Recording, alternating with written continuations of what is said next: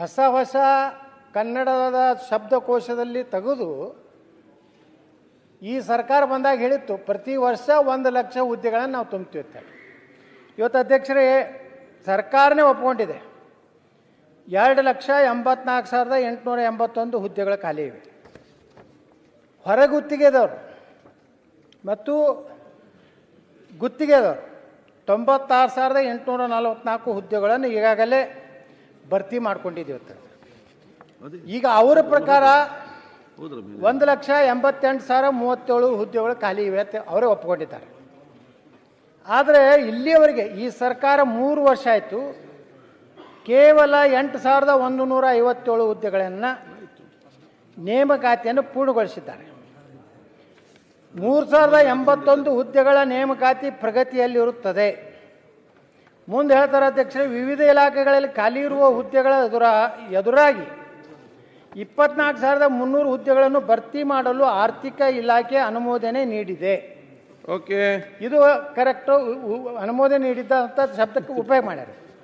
ಮುಂದುವರೆದು ಕಲ್ಯಾಣ ಕರ್ನಾಟಕ ನಾವು ಭಾಳ ಅಭಿವೃದ್ಧಿ ಮಾಡ್ತಾ ಇದ್ದೀವಿ, ನಾವೇ ಆರ್ಟಿಕಲ್ 371 ತಂದಿರ್ತೇನೆ ಹೆಗ್ಗಳಿಕೆ ತಗೋತಾರಲ್ಲ, ಅಲ್ಲಿ 32,132 ಖಾಲಿ ಇರುವ ಹುದ್ದೆಗಳ ಪೈಕಿ 80% ಹುದ್ದೆಗಳನ್ನು ನೇಮಕಾತಿ ಮಾಡಲು ಅಧ್ಯಕ್ಷರೇ ಎಷ್ಟು ಚೆನ್ನ ಒಳ್ಳೆ ವರ್ಡ್ಗಳನ್ನು ಈ ಆರ್ಥಿಕ ಇಲಾಖೆದವ್ರು ಭಾಳ ಬುದ್ಧಿವಂತರದ ಕೆಲಸ ಅಂತ ಏನೂ ಮಾಡೋದಿಲ್ಲ, ಟ್ಯಾಕ್ಸ್ ಕಲೆಕ್ಷನ್ ಮಾಡೋದಿಲ್ಲ, ಹೆಚ್ಚಿಗೆ ಏನೂ ಮಾಡೋದಿಲ್ಲ, ಬರೇ ತಮಗೆ ಬೇಕಾದವ್ರಿಗೆ ಅಷ್ಟು ಹಣ ಕೊಡೋದು ಬಿಟ್ಟರೆ ಇವ್ರದ್ದು ಏನೂ ದಂಧ ಇಲ್ಲ ಹೇಳ್ತಾರೆ ಆರ್ಥಿಕ ಇಲಾಖೆಯಿಂದ.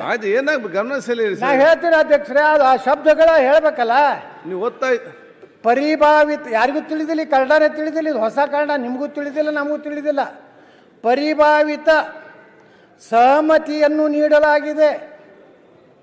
ಏನು ಅಧ್ಯಕ್ಷರೇ, ಡೀಮ್ಡ್ ಕನ್ಕರೆನ್ಸ್, ಡೀಮ್ಡ್ ಕನ್ಕರೆನ್ಸ್ ಒಂದು ಬೇರೆ, ಕನ್ಕರೆನ್ಸ್ ಒಂದು ಬೇರೆ, ಅಲ್ಲಿದಿಂದ ಮತ್ತೊಂದು ಇನ್ನೊಂದು ಶಬ್ದ ಜೋಡಿಸ್ತಾರೆ. ಅದರ ಉದ್ದೇಶಪೂರ್ವಕವಾಗಿ ಈ ಸರ್ಕಾರ ನೇಮಕಾತಿಗೆ ಮಾಡ್ಕೊಲಾರ್ದೇ ಈಗಾಗಲೇ ದುಡ್ಡು ಇಲ್ಲ ಸರ್ಕಾರನಾಗ, ಇದೇ ರೀತಿ ನಿರುದ್ಯೋಗ ಯುವಕರು ಇವತ್ತು ಹೋರಾಟ ಮಾಡ್ತೀರಿ ಅಂದರೆ ಪೊಲೀಸರ ಬಲ ಉಪಯೋಗಿಸಿ ಮುಂಜಾನೆ 5 ಗಂಟೆಗೆ ಅವರು ವಿದ್ಯಾರ್ಥಿ ಸಂಘಟನೆದವ್ರನ್ನ ಅರೆಸ್ಟ್ ಮಾಡೋದು, ಚಿತ್ರಹಿಂಸೆ ಕೊಡೋದು, ನಿಮ್ಮ ಭವಿಷ್ಯ ಹಾಳು ಮಾಡ್ತೀನಿ ಅಂತ ಪೊಲೀಸರ ಮೂಲಕ ಧಮಕಿ ಕೊಡೋದು. ಮುಂದೇನು ಮಾಡ್ತಾರೆ ಅಧ್ಯಕ್ಷರೇ, ಹೇಳ್ತಾರೆ ಹೊರಗುತ್ತಿಗೆ ಒಳಗುತ್ತಿಗೆ ಕಾಯಂಗೊಳಿಸೋದ್ರ ಬಗ್ಗೆ ಸರ್ಕಾರದ ನಿಲುವು ಏನಂತ ಕೇಳಿದ್ರೆ, ಹೊರಗುತ್ತಿಗೆ ಒಳಗುತ್ತಿಗೆ ನೌಕರನ್ನು ಕಾಯಂಗೊಳಿಸುವ ಕುರಿತು ಸರ್ಕಾರದ ಮುಂದೆ ಯಾವುದೇ ಪ್ರಸ್ತಾವನೆ ಇಲ್ಲ. ಪ್ರಸ್ತಾವನೆ ಇಲ್ಲ ಅಂದ್ರೆ ಅದನ್ನು ಖಾಲಿನೇ ಉಳಿದಲ್ಲ ಅಧ್ಯಕ್ಷರೇ. ಹಂಗಾದ್ರೆ 2,84,000 ಖಾಲಿ ಇದೆ ಹುದ್ದೆ. ನೀವು ಒಳಗುತ್ತಿಗೆ ಪಾಪ 20-30 ವರ್ಷ 1-2 ವರ್ಷ ಉಳಿದಿರ್ತದೆ ಸರ್ವೀಸು.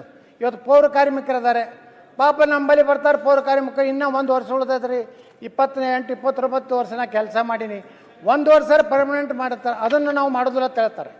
ಅಂದಾಗ ಇದೇ ರೀತಿ ಸರ್ಕಾರ ಈ ರಾಜ್ಯದ ನಿರುದ್ಯೋಗ ಯುವಕರ ವಿರುದ್ಧ ಈ ರೀತಿ ಸುಮ್ಮನೆ ಮೀಸಲಾತಿ, ನೀವೇ ಹೇಳಿದ್ರಿ ಮೀಸಲಾತಿ ಎಲ್ಲ ಕ್ಲಿಯರ್ ಆಗಿದೆ,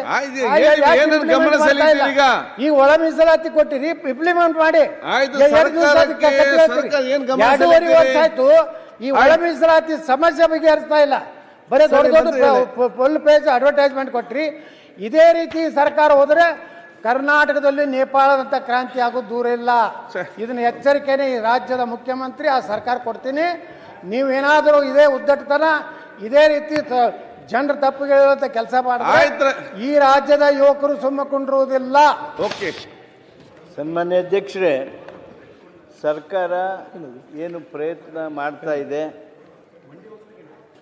ಅದರಲ್ಲೂ ವಿಶೇಷವಾಗಿ 371J ರೆಡಿ ಇರ್ತಕ್ಕಂಥ 32,000ಕ್ಕೂ ಹೆಚ್ಚು ಹುದ್ದೆಗಳನ್ನು ತುಂಬೋದ್ರ ಸಲುವಾಗಿ ಆರ್ಥಿಕ ಇಲಾಖೆಯವರು ಈಗಾಗಲೇ ಪರವಾನಗಿಯನ್ನು ಕೊಟ್ಟಾಗಿ ನಡಿ. It is a deemed concurrence which is given.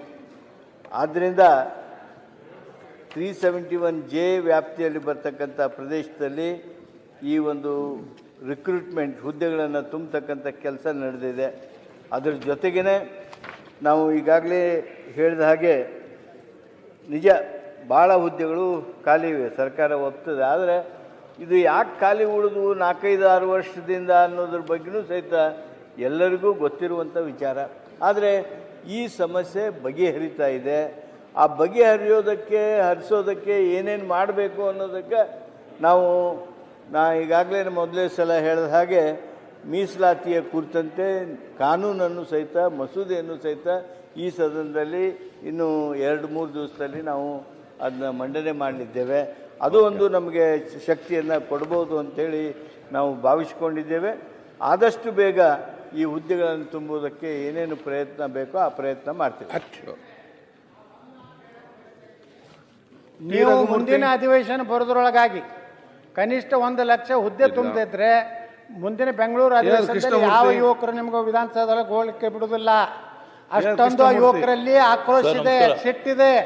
ಅದಕ್ಕೆ ನಾನು ಹೇಳ್ತಾ ಇದ್ದೀನಿ ಸರ್ಕಾರಕ್ಕೆ, ಮುಂದಿನ ಅಧಿವೇಶನ ಬೆಂಗಳೂರಿನಲ್ಲಿ ಅಧಿವೇಶನದಲ್ಲಿ ಶಾಸಕರು, ಮಂತ್ರಿಗಳು, ಮುಖ್ಯಮಂತ್ರಿ ವಿಧಾನಸಭೆಗೆ ಹೋಗ್ಬೇಕಾದ್ರೆ ಇದನ್ನ ನೀವು ಜಾರಿ ಮಾಡಿ